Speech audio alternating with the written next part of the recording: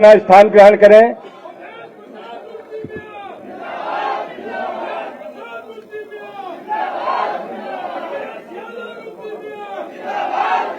सभी लोग से अनुरोध है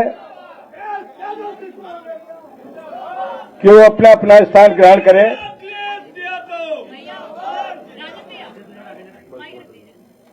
सम्मानित साथियों,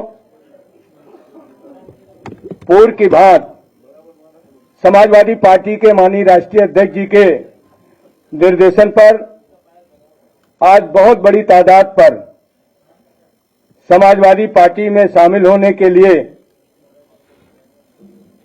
आप सब आए हैं। मैं आप सभी का इस लोहिया सभागार में हार्दिक स्वागत करता हूं, अभिनंदन करता हूं। पार्टी में शामिल होने वालों की कड़ी में हमारे बीच में पूर्व विधायक श्री रुश्दी मियां अपने सैकड़ों साथियों के साथ बहुजन समाज पार्टी छोड़कर, श्री रुश्दी मियां पूर्व विधायक बहुजन समाज पार्टी छोड़कर आज समाजवादी पार्टी पर आस्था व्यक्त कर रहे हैं और उनके सैकड़ों साथी, कुछ यहां हैं कुछ बाहर हैं, वो सभी समाजवादी पार्टी में आस्था व्यक्त कर रहे हैं। इसी श्रृंखला में वरिष्ठ नेता पूर्व मंत्री उत्तर प्रदेश सरकार श्री शिव कुमार बेरिया जी, जो काफी दिनों से निष्क्रिय बैठे थे, शिव कुमार बेरिया जी लंबे समय से समाजवादी आंदोलन में रहे हैं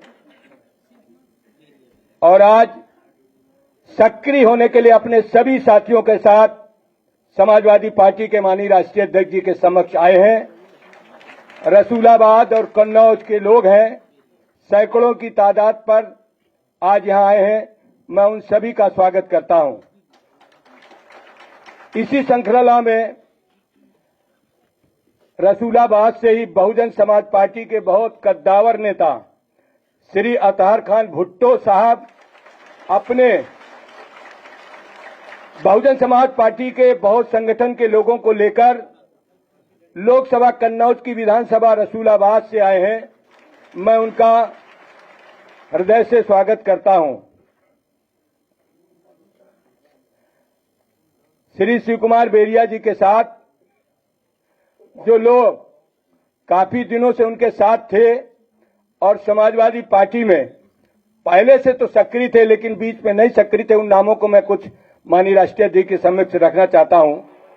श्री राजेश तिवारी उर्फ राजू, श्री के यादव, श्री आलोक वाजपेयी, श्री राजू भदौरिया, श्री सौरभ यादव, श्री सुनील यादव, श्री प्रदीप दुबे, श्री मुमताज अहमद, श्री आशुतोष दीक्षित, श्री राजाराम प्रजापति, नंदकिशोर बाथम, अर्पित वाजपेयी, जमील अहमद, श्री विजय शंकर तिवारी, श्री अतहर साहब के साथ श्री मेवालाल शंखवार, श्री आनंद बिहारी पूर्व लोकसभा प्रभारी बहुजन समाज पार्टी, श्री रवि गौतम, श्री राम सिंह गौतम, श्री ब्रजभान दोहरे, श्री अजय गौतम, श्री नाजिम वारसी, श्री अकील खान, श्री रुखसार कुरैशी, श्री शाहनवाज कुरैशी, श्री जीशान कुरैशी, श्री साजिद, श्री शाहबाज अली, श्री जयराम शंखवार, श्री रमाशंकर गुप्ता, रविंदर पालीवाल, श्री दिलीप पाल, श्री राजेंद्र प्रसाद गुप्ता, श्री प्रभाकर गुप्ता, श्री इंद्रेश त्रिपाठी, श्री मोनू गुप्ता, श्री राजवीर कश्यप, डीपी यादव, मनोज दुबे, अजय यादव, ये सभी बेरिया जी के साथ समाजवादी पार्टी में सक्रिय होने के लिए आए। इनका सभी का हम हृदय से स्वागत करते हैं।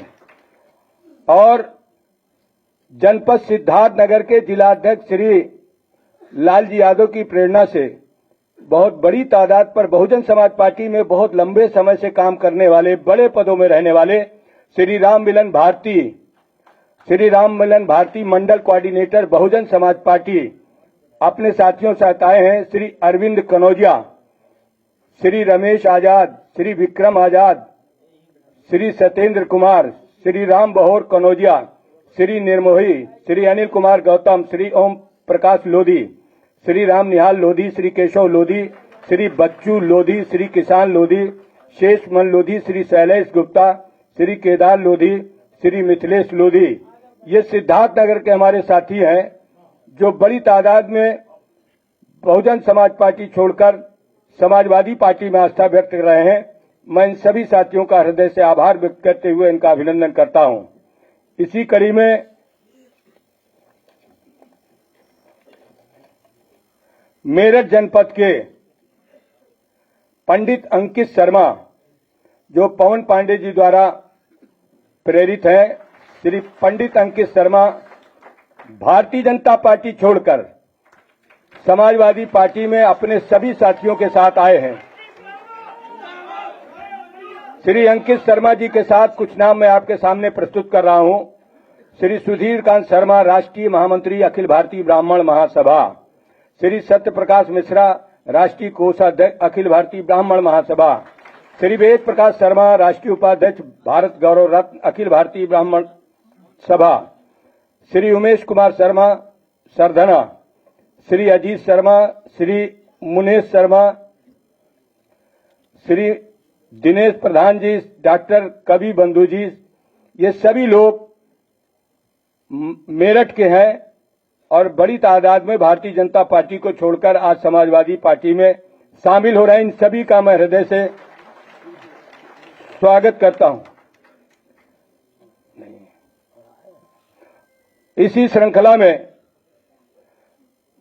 स्वर्गीय राजा राजीव कुमार सिंह, जो समाजवादी पार्टी से मंत्री थे, मिनिस्टर थे, उनके पुत्र सुपुत्र श्री राजा राजकुमार सिंह। श्री राजा राजकुमार सिंह बड़ी तादाद पर अपने साथियों सहित आज समाजवादी पार्टी में शामिल हो रहे हैं। हम उनका हृदय से धन्यवाद देते हुए स्वागत करते हैं। और सूची बहुत लंबी है, प्रेस के भाई बहुत देर से बैठे हैं, तो मैं राष्ट्रीय अध्यक्ष जी की अनुमति से वो सूची सभी पत्रकार भाइयों को मैं उपलब्ध करा दूंगा। तो जो प्रमुख नाम थे वो मैंने आपके समक्ष रखे। इन सभी साथियों का अभिनंदन करते हुए मैं राष्ट्रीय अध्यक्ष जी से इजाजत चाहूंगा।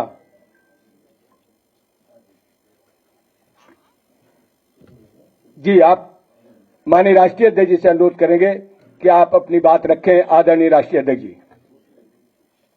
इस मौके पर आज जो समाजवादी पार्टी में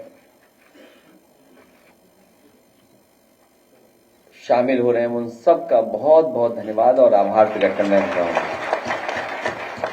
सबसे पहले मैं शिव कुमार बेरिया जी, जो कुछ दिनों के लिए राजनीति में अवकाश पर थे,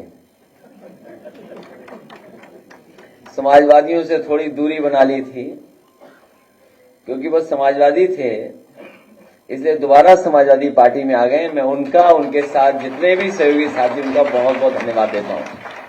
इसी तरह रुश्दी मियां साहब, पूर्व विधायक, हमारे बहुत ही सहयोगी साथी, जो किसी कारण हमसे दूर हो गए थे, उन कारणों को दूर कर दिया है।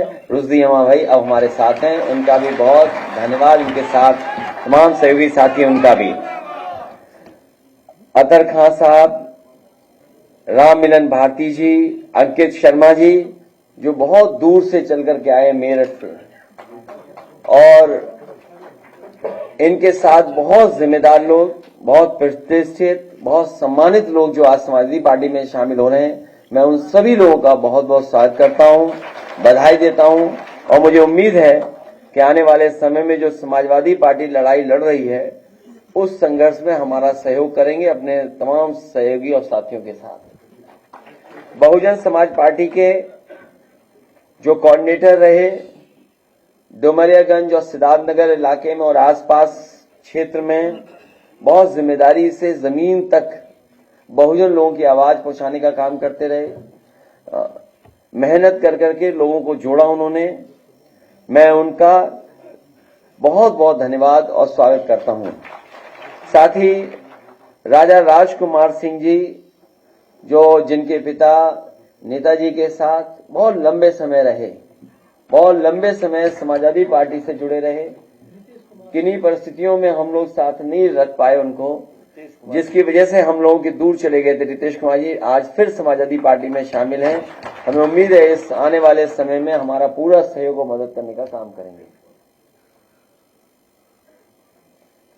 और इनके सहयोगी साथी जिनके मैं नाम नहीं पढ़ पा रहा हूं, बड़ी संख्या में इस ऑडिटोरियम में है। मैं एक एक साथी का बहुत बहुत धन्यवाद और आभार व्यक्त करता हूं।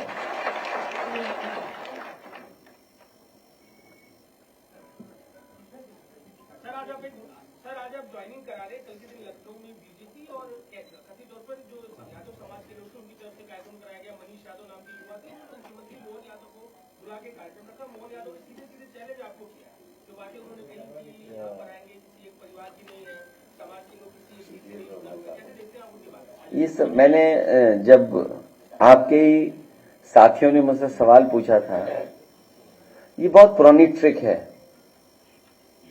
और बीजेपी होशियार है। बीजेपी और बीजेपी के जो थिंक टैंक बड़ा होशियार है। कब कौन सी चाल चलनी है, कब ढाई चाल चलनी है, कब प्यादा चलना है। लेकिन हमारे पास बहुत सारे वजीर हैं, आप इनको पहचानते हैं? वो प्यारे मोहन हैं। उसी कार्यक्रम में इसलिए मैं कहना चाहता हूं ये सब ओल्ड ट्रिक्स हैं। जब समाजवादी पार्टी अपना पीढ़ी परिवार बढ़ाने में जुट गई तो इस लड़ाई को कैसे कमजोर किया जाए, कैसे ध्यान हटाया जाए, कैसे डिस्ट्रैक्ट किया जाए, उसका वो रास्ता अपना रहे हैं। लेकिन आपको दूसरा पहलू देखना चाहिए कि भारतीय जनता पार्टी के अपने ही लोग जिन्हें टिकट दी कोई ना कोई बहाना ढूंढ रहे हैं, कोई ना कोई तरीका बता रहे हैं या कोशिश कर रहे हैं कि उन्हें टिकट ना मिल जाए। तो इससे ज्यादा कमजोर भारतीय जनता पार्टी कब रही होगी जब उनके ही लोग पार्टी या टिकट को छोड़ करके जा रहे हों। और फिर भारतीय जनता पार्टी को याद रखना चाहिए कि सिर्फ पेपर लीक से ही भाजपा के लगभग 2.25 लाख वोट लीक हो चुके हैं। इसकी भरपाई कहां से होगी?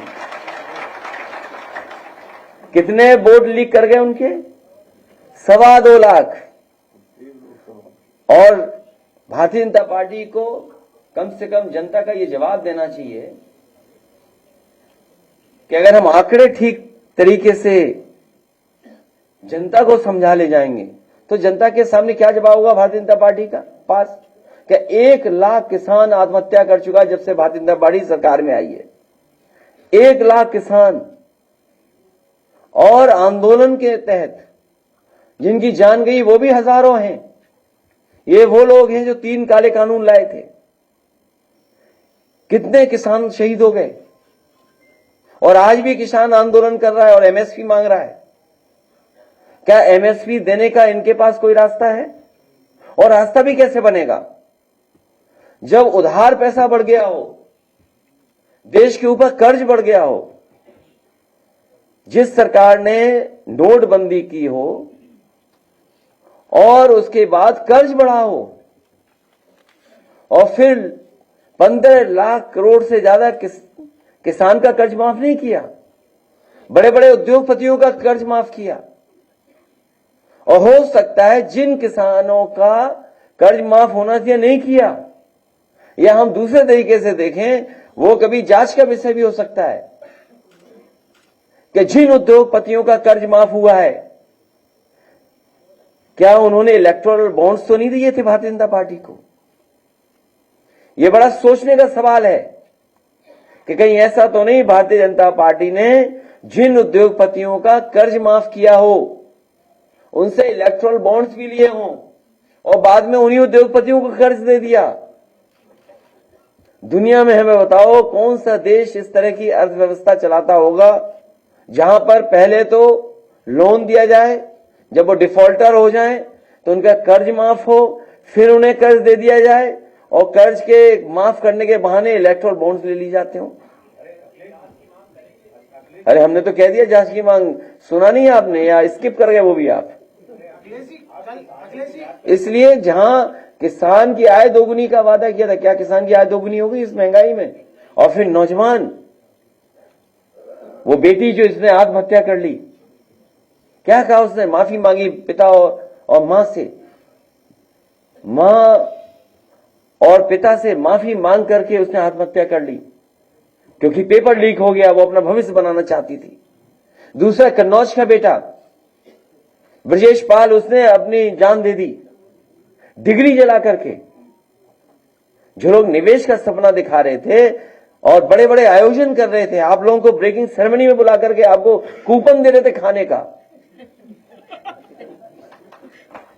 बताओ, कूपन दिया प्रेस के लोगों को खाने का कि खाना खाए बिना मत जाना।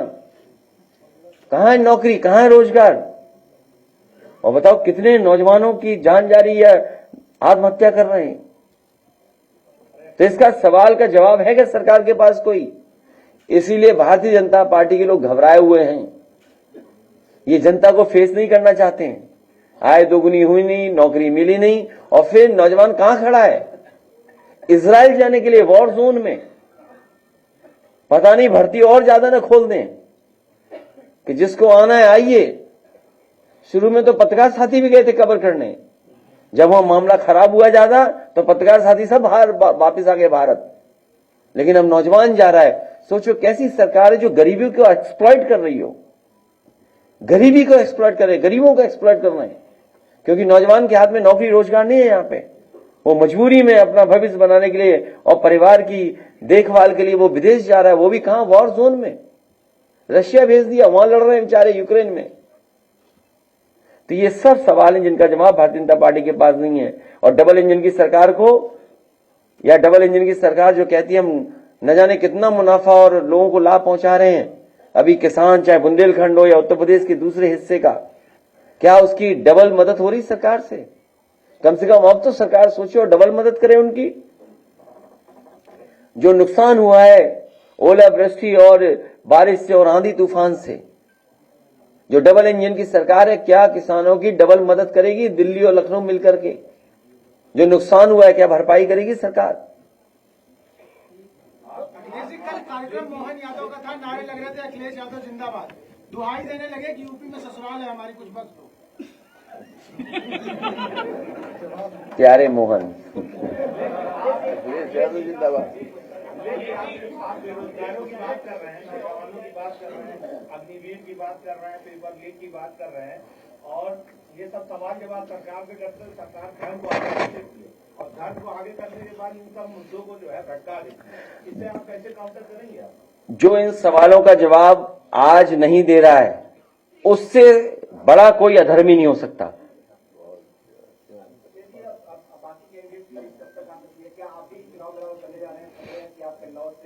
नहीं, आपकी इच्छा है कहीं लड़ने की?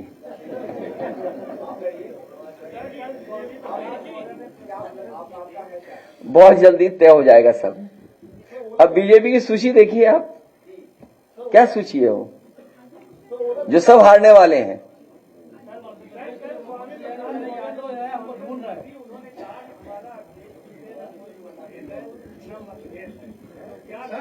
सर एक वीडियो वायरल है बाराबंकी के सांसद का। नहीं, जो बात आप कह रहे हो, सर वो बाराबंकी, मौसम बदल गया। बाराबंकी के सांसद का वीडियो बताया जा रहा है, वायरल हो रहा है। क्या है, मैं सुना नहीं। बाराबंकी के सांसद का वीडियो किस पार्टी के हैं? किस पार्टी के? मैंने देखा नहीं ना, मुझे जानकारी इस बारे में नहीं, मेरी जानकारी में नहीं है कुछ भी। नहीं, मेरी जानकारी में नहीं है सब बात। अजय मिश्रा नहीं, सर अजय मिश्रा टेनी को दोबारा टिकट दिया गया है किसानों के। तो आप बीजेपी से क्या उम्मीद करोगे भाई? बीजेपी क्या कहती, किसानों की आय दोगुनी होगी। क्या इस महंगाई में आय दोगुनी हो गई? 1 लाख किसान ने आत्महत्या की है अभी तक, जब से भारतीय जनता पार्टी की सरकार आई है। दुनिया में शायद इतना कर्ज किसी देश के ऊपर नहीं होगा। कर्ज उद्योगपतियों को दिया, उद्योगपतियों का कर्ज माफ कर दिया। और फिर ये जो घटना हुई थी तेजिंदर ब्रिक की, तो जान बच गई तेजिंदर ब्रिक की, उसकी भी जान चली जाती। और उन्हीं जिन पे आरोप थे, बताइए, टिकट दे रहे हैं। तो इससे किसान का क्या भला होगा? इससे जनता को समझ लेना चाहिए कि भारतीय जनता पार्टी कैसी पार्टी है। अ पार्टी विद डिफरेंस यही है कि जो चाहो सो करो और हम तो आपके साथ हैं। सर जो आप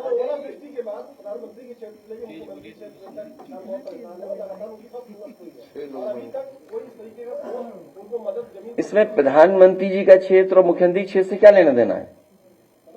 जो पॉलिसी है दिल्ली और लखनऊ मिलकर के मदद करते हैं। तो जो लोग ये दावा करते हैं डबल इंजन की सरकार का, तो किसानों की डबल मदद करें।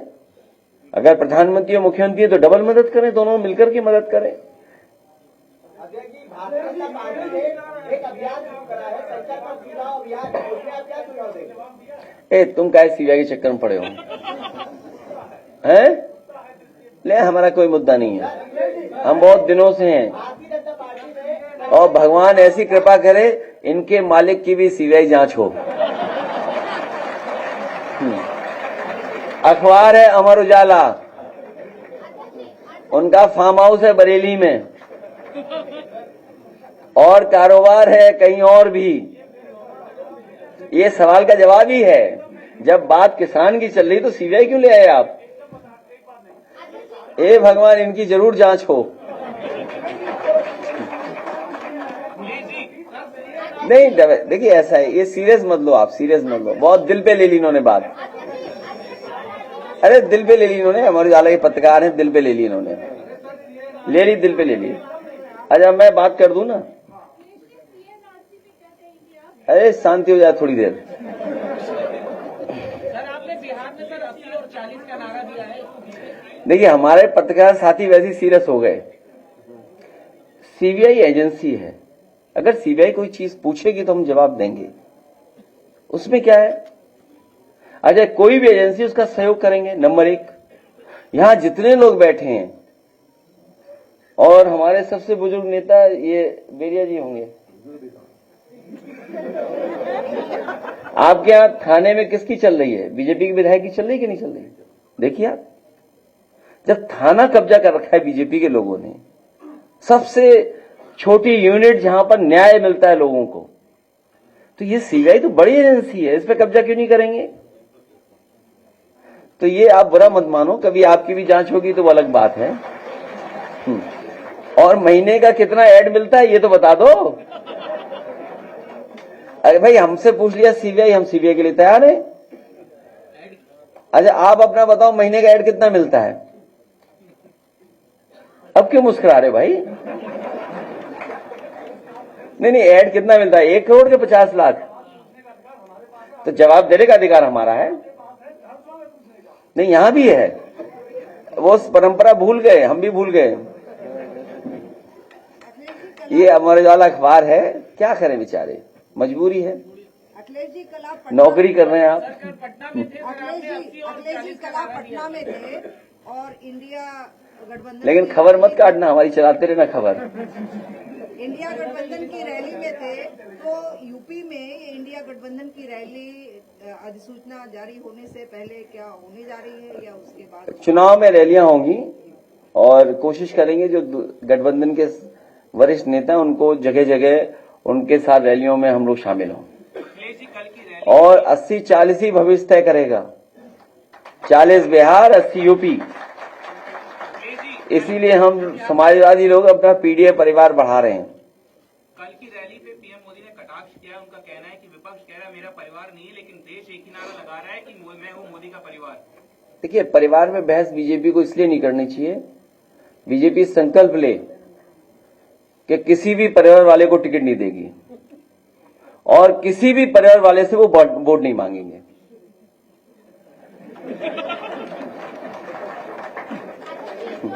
शिक्षक अभ्यर्थी प्रदर्शन कर रहे हैं और प्रकाश जावड़ेकर ने कहा ये समाजवादी पार्टी टोपी लगवा करके करवा रही है। क्या चीज? जो 68 शिक्षक अभ्यर्थी प्रदर्शन कर रहे हैं उनको ये प्रकाश जावड़ेकर ने कहा है कि लाल टोपी लगा कर ही प्रदर्शन। बीजेपी रहेगी तो नौकरी भी खत्म हो जाएगी, आरक्षण भी खत्म हो जाएगा।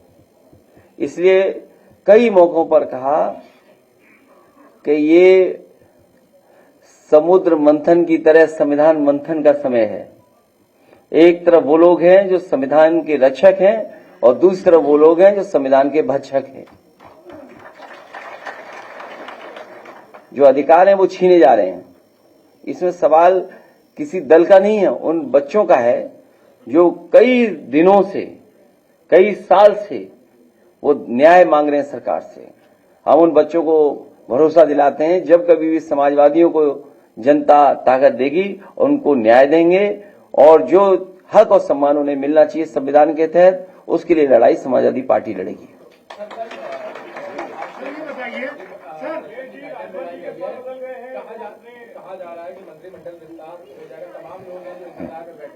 नहीं, वो आपको स्टेट ऑफिसर क्या पता करना चाहिए गाड़ियां कितनी तैयार हो गई हैं, तो उससे आपको पता लग जाएगा मंत्री कितने बनने जा रहे हैं। सर, राजभर जी ने बोला है कि जो लड़के धरना दे रहे हैं दलित और पिछड़े वो लात खाने लायक है। क्या राजभर जी ने बोला है कि दलित और पिछड़े लड़के जो आंदोलन कर रहे हैं वो लात खाने लायक। वो खुद जाके वहां क्या खा रहे हैं?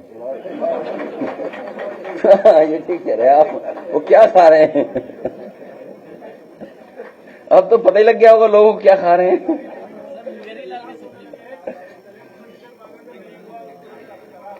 चलिए, मैं प्रेस के साथियों का धन्यवाद देता हूं, लेकिन प्रेस के साथियों जो लखनऊ वालों से भी तो पूछा करो ये सब सवाल, केवल हमसे ही पूछते हो, वहां नहीं जाते सरकार में पूछने, सवाल नहीं होते।